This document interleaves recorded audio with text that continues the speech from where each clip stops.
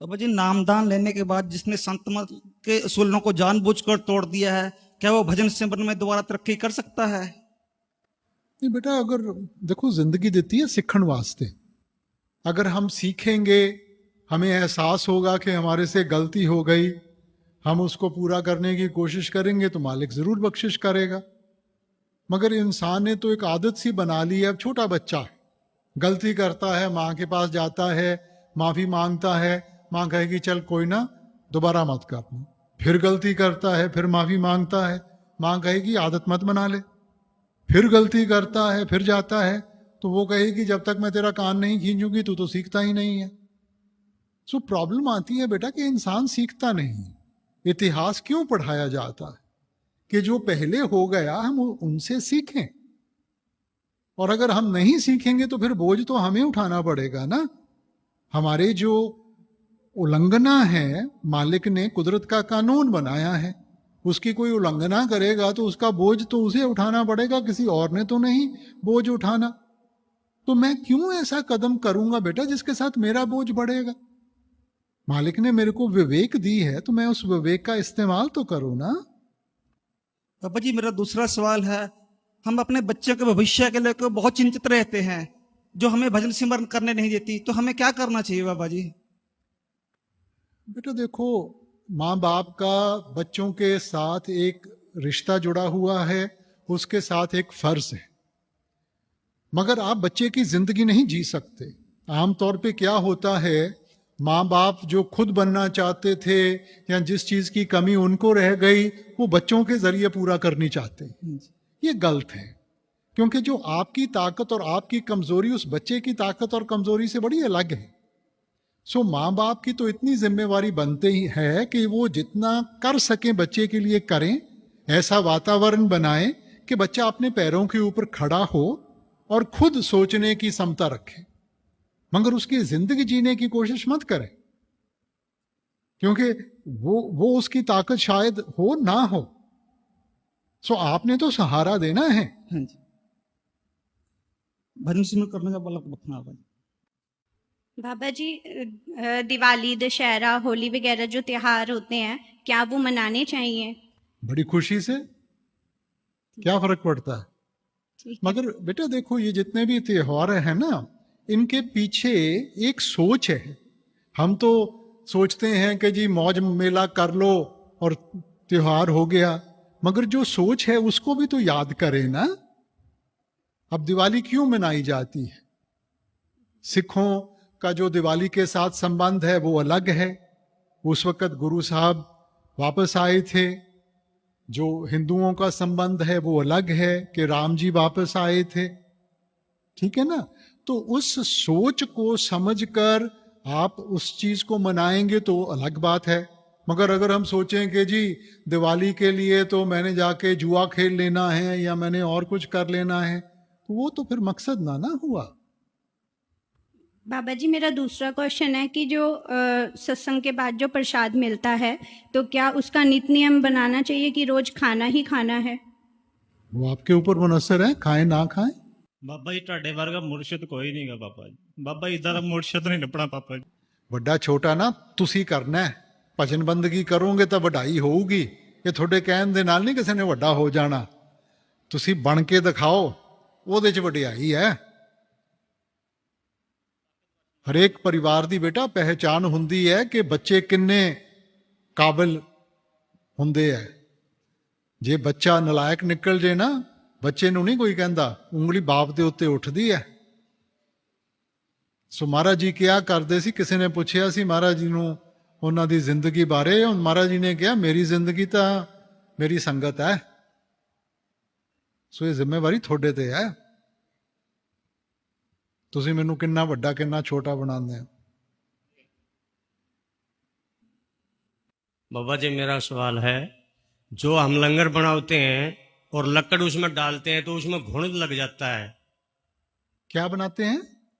जो अपना दीमक जिसको बोलते जी, हैं, दीमक लग जाती है और वो लकड़ हम जलाते हैं, जी तो उसका भाग जलाने वाले पे चढ़ता है या खाने वाले पे भी चढ़ता है? सभी पे है जी, सभी पे चढ़े ना। हाँ बेटा देखो, कर्म तो जो सांस भी आप ले रहे हैं ना, हाँ जी। उससे भी बनेगा। चलिए। क्योंकि वातावरण में भी कई छोटे छोटे कीड़े होते हैं जो आपको दिखाई भी नहीं देते। हाँ जी। सो बेटा कर्म तो हर एक चीज से बनता है, मगर कुछ ऐसे कर्म हैं जो हम अपनी जिंदगी में अच्छे बर्ताव से, सेवा से हम पूरे कर सकते हैं, और कोई ऐसे कर्म हैं जिनके लिए वापस भी आना पड़ सकता है। तो जानकर आप कोई गलत काम मत करें।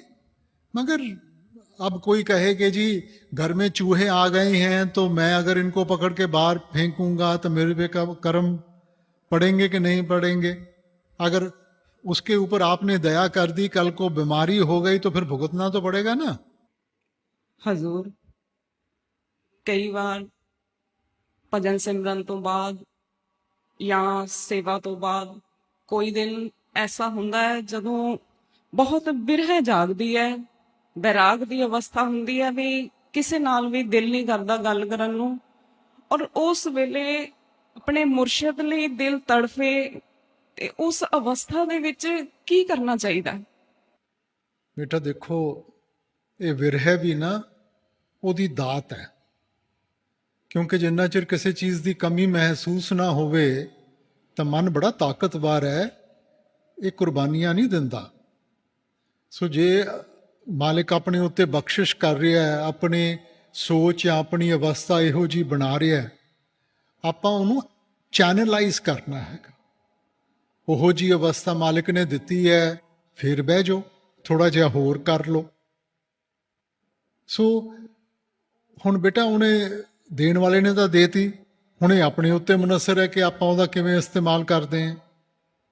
ਜੇ ਆਪਾਂ ਵਾਪਸ ਦੁਨੀਆ ਵਿੱਚ ਜਾ ਕੇ ਇਹਨਾਂ ਚੀਜ਼ਾਂ ਵਿੱਚ ਧਿਆਨ ਆਪਾਂ ਲੈ ਕੇ ਚਲੇ ਗਏ, ਉਹ ਚੀਜ਼ ਉੱਥੇ ਦੀ ਉੱਥੇ ਰਹਿ ਗਈ। ਜੇ ਆਪਾਂ ਉਸ ਵਕਤ ਥੋੜਾ ਜਿਹਾ 5-10 ਮਿੰਟ ਹੋਰ ਬੈਠ ਗਏ, ਉਨਾ ਆਪਣਾ ਹਾਜ਼ਮਾ ਵਧੂਗਾ, ਉਨੀ ਆਪਣੀ ਕਦਰ ਵਧੂਗੀ। ਹਜ਼ੂਰ ਵੈਸੇ ਤਾਂ ਪ੍ਰਸ਼ਾਦ ਉਸ ਕੁਲ ਮਾਲਕ ਦਾ ਦਿੱਤਾ ਹੋਇਆ ਹਰ ਸਾਹ ਵੀ ਪ੍ਰਸ਼ਾਦ ਹੈ, ਪਰ ਕਿਹਾ ਜਾਂਦਾ ਹੈ ਕਿ ਉੱਤਮ ਕਿਸਮ ਦਾ ਪ੍ਰਸ਼ਾਦ ਹੁੰਦਾ ਹੈ। ਉਸ ਲਈ ਜੀਵ ਦੀ ਕੀ ਅਵਸਥਾ ਹੋਣੀ ਚਾਹੀਦੀ ਹੈ? ਤੁਸੀਂ ਆਪ ਹੀ ਜਵਾਬ ਦੇਤਾ ਬੇਟਾ। ਮਾਲਿਕ ਜੋ ਵੀ ਮਾਲਿਕ ਦਿੰਦਾ ਹੈ ਨਾ, ਉਹ ਪ੍ਰਸ਼ਾਦ ਹੈ। ਤਾਂ ਕਿਹੜੀ ਚੀਜ਼ ਹੈ ਜਿਹੜੀ ਮਾਲਿਕ ਨੇ ਨਹੀਂ ਦਿੱਤੀ? ਆਪਾਂ ਆਪਣਾ ਦਾਇਰਾ ਛੋਟਾ ਕਰਕੇ ਆਪਾਂ ਬਾਹਰਲੀਆਂ ਚੀਜ਼ਾਂ ਨੂੰ ਪ੍ਰਸ਼ਾਦ ਮੰਨ ਕੇ ਬਹਿ ਜਾਂਦੇ ਹਾਂ। ਇਹ ਜਿਸਮ ਵੀ ਉਹਦਾ ਪ੍ਰਸ਼ਾਦ ਹੈ ਬੇਟਾ। ਸੋ ਜੋ ਉਹਨੇ ਦਿੱਤਾ ਹੈਗਾ ਉਹ ਪ੍ਰਸ਼ਾਦ ਹੈ। ਤਾਂ ਪ੍ਰਸ਼ਾਦ ਆਪਾਂ ਹੁਣ ਜਿਹੜਾ ਬਾਹਰਲਾ ਪ੍ਰਸ਼ਾਦ ਹੈ ਉਹ ਵੀ ਹੱਥ ਜੋੜ ਕੇ ਲੈਂਦੇ ਹਾਂ। ਸੋ ਉਸੇ ਤਰ੍ਹਾਂ ਜ਼ਿੰਦਗੀ ਵਿੱਚ ਜੇ ਆਪਾਂ ਕਦਰ ਕਰਾਂਗੇ, ਹਰੇਕ ਚੀਜ਼ ਨੂੰ ਉਹਦਾ ਦਿੱਤਾ ਹੋਇਆ ਮੰਨਾਂਗੇ ਔਰ ਕਦਰ ਕਰਕੇ ਉਹਦੀ ਸੇਵਾ ਵਿੱਚ ਲਗਾਵਾਂਗੇ, ਉਹਦੇ ਵਿੱਚ ਵਡਿਆਈ ਹੈ ਬੇਟਾ।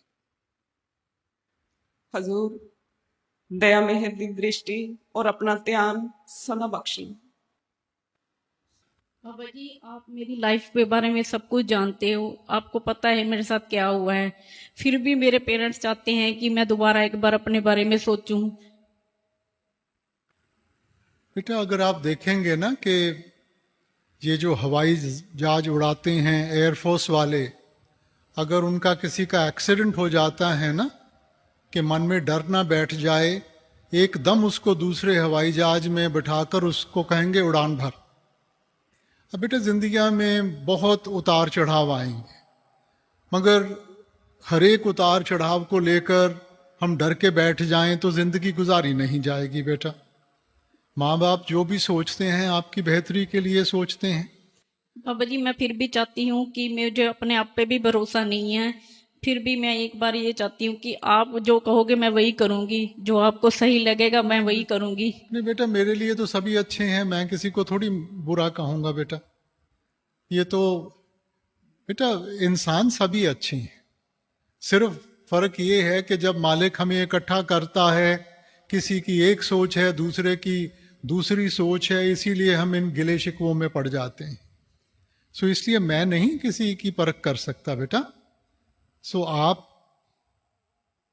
नतीजा तो आपको भुगतना पड़ेगा, इसलिए आपने देखना है, मगर जो माँ बाप कहते हैं उसके ऊपर ध्यान जरूर दें, क्योंकि जिंदगी अकेले गुजारना बहुत मुश्किल हो जाती है।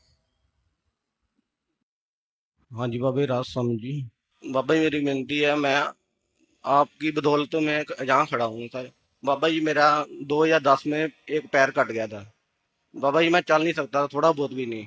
आपकी मेहर हुई है तो मैं यहाँ पर आपके सामने मैं खड़ा हूँ। बेटा देखो, कोई भी इंसान नहीं जिन्हें कदे दुख नहीं देखिया, और ना ही कोई इंसान है जिन्हों सारिया चीज़ां मिल गई जो वो चाहता है। ये दुख सुख जिंदगी का हिस्सा है, इस करके ਆਪਾਂ ਤਾਂ ਉਹਦੇ ਭਾਣੇ 'ਚ ਰਹਿਣਾ ਹੈ। ਜੋ ਤਿਸ ਭਾਵੇ ਨਾਨਕਾ ਸਾਈ ਗੱਲ ਚੰਗੀ। ਜੇ ਆਪਾਂ ਉਹਦੇ ਭਾਣੇ 'ਚ ਰਵਾਂਗੇ ਬੇਟਾ, ਉਹ ਹਿੰਮਤ ਦੇਊਗਾ ਕਿ ਆਪਾਂ ਜ਼ਿੰਮੇਵਾਰੀਆਂ ਪੂਰੀਆਂ ਕਰ ਸਕੇ। ਸਾਡੇ ਵਿੱਚ ਤਾਕਤ ਨਹੀਂ ਗੀ। ਇਨਸਾਨ ਤੋਂ ਤਾਂ ਆਪਣਾ ਖੁਦ ਦਾ ਸਰੀਰ ਨਹੀਂ ਸੰਭਾਲਿਆ ਜਾਂਦਾ, ਬਾਕੀ ਉਹਨੇ ਕੀ ਸੰਭਾਲਣਾ ਸੀਗਾ ਬੇਟਾ। ਸੋ ਜੇ ਆਪਾਂ ਉਸ ਦਾਇਰੇ ਵਿੱਚ ਆ ਕੇ ਉਹਦਾ ਸ਼ੁਕਰ ਕਰਾਂਗੇ, ਉਹਦੇ ਭਾਣੇ 'ਚ ਰਵਾਂਗੇ, ਉਹਨੇ ਆਪਣੇ ਆਪ ਇੰਨੀ ਬਖਸ਼ਿਸ਼ ਕਰਨੀ ਹੈ ਕਿ ਆਪਾਂ ਜ਼ਿੰਮੇਵਾਰੀਆਂ ਵੀ ਨਿਭਾ ਸਕੀਏ ਔਰ ਆਪਣੇ ਆਪ ਨੂੰ ਉਹਦੇ ਲਾਇਕ ਵੀ ਬਣਾ ਸਕੀਏ।